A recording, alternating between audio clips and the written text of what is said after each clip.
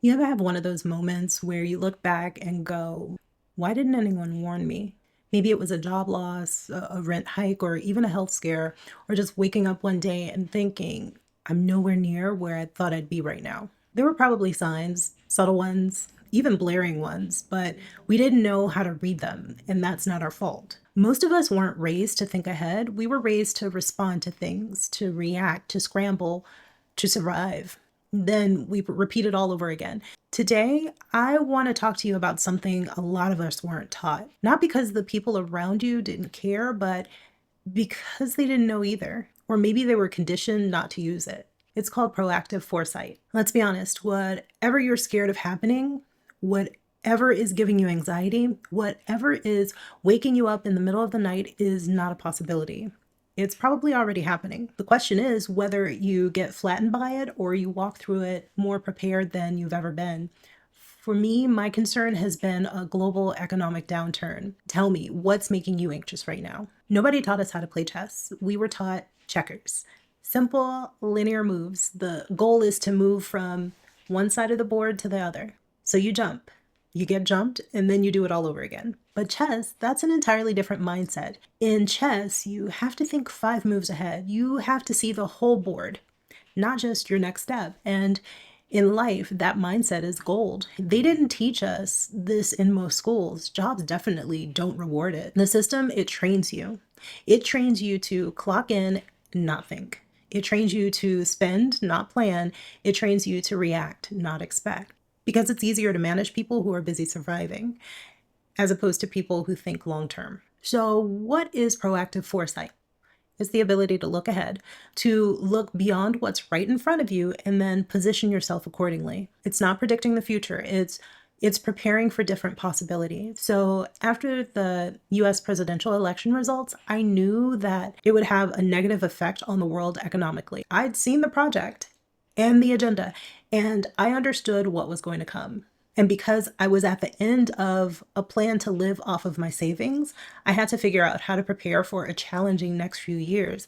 I started by assessing my current financial situation. It was essential for me to audit my income, which was effectively non-existent. I then had to decide on what my emergency fund would look like. I also had to figure out my debts. I had to have a hard talk with myself about my commitment to only work for me.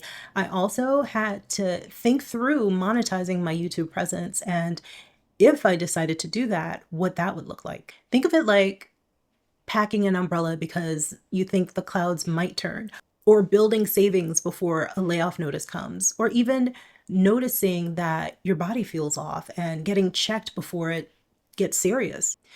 This is a skill. It's a muscle that you can definitely develop, and with practice, you're going to get ripped. I used to work in a job where everything changed all the time. Leadership, direction, goals, all constantly in motion. It was frustrating and it was very stressful. At first, I felt like I was just wasting my efforts, but over time, I started spotting patterns. I'd noticed what kind of changes were coming before they got here. I'd noticed how leadership reacted under their stress and where cracks were forming. Eventually, I was always a few steps ahead, not because I could predict the future, but because I became comfortable with uncertainty. It's also because I prepared for multiple plausible futures. That's proactive foresight. And once you start using it, it really changes everything. Everything seems a lot less scary. People tend to think foresight is just for business or CEOs or planners. It's not. Foresight is for anyone who doesn't want to be blindsided all the time. You don't need to have money to use foresight. Foresight actually helps you survive with less. You don't need a 6-month emergency fund just to begin. Rather, you just need to spot what's draining your energy, your time, your money, and then you need to pivot early. A lot of people, they confuse anxiety with foresight. Worrying isn't foresight. Worry just keeps you frozen. Foresight, it helps you move. Foresight says, okay, if this happens, then I'll do that. It's planning. It's not panicking. It's less about knowing the future and more about building systems that thrive in uncertainty. It's as much an art as it is a science. All right, so how do we build this? I had a hard time figuring this out, how to say it. It kind of runs in the background for me. It's definitely automatic at this point. The first time I realized I do this automatically is when my husband was driving us somewhere one day. A driver seemingly came out of nowhere really fast, and we almost had a collision. The driver didn't come out of nowhere for me. I'd seen him coming, and I'd already plotted 2 ways to avoid it before it was close to us. Maybe I had a better vantage point from the passenger seat. The car was to the left of us. Driving is like meditating for me. I don't like detailed conversations in the car. I actually prefer to listen to music.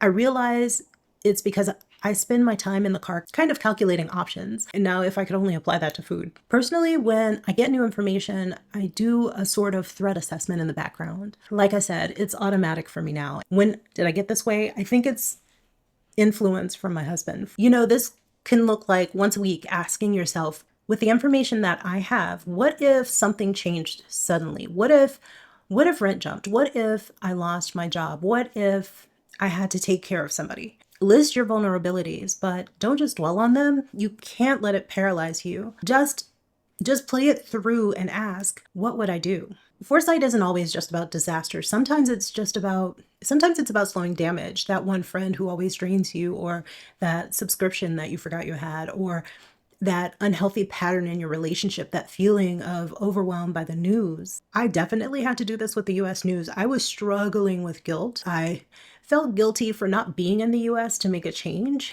It was paralyzing watching the news from here. I felt powerless reading comments on my videos from people who were losing hope.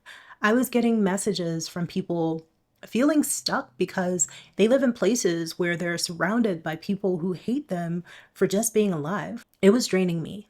And I was losing focus because I want to stay informed. I wasn't being proactive enough, but I was able to stop the leaks nonetheless. I limited when I could watch the news and for how long I could watch it each day. I enrolled my husband in helping me review the video comments. Say hi to Roberto in the comments. I chose a designated day and time for reading emails and messages from social media. And all of that really helped me lift the clouds that were overwhelming me.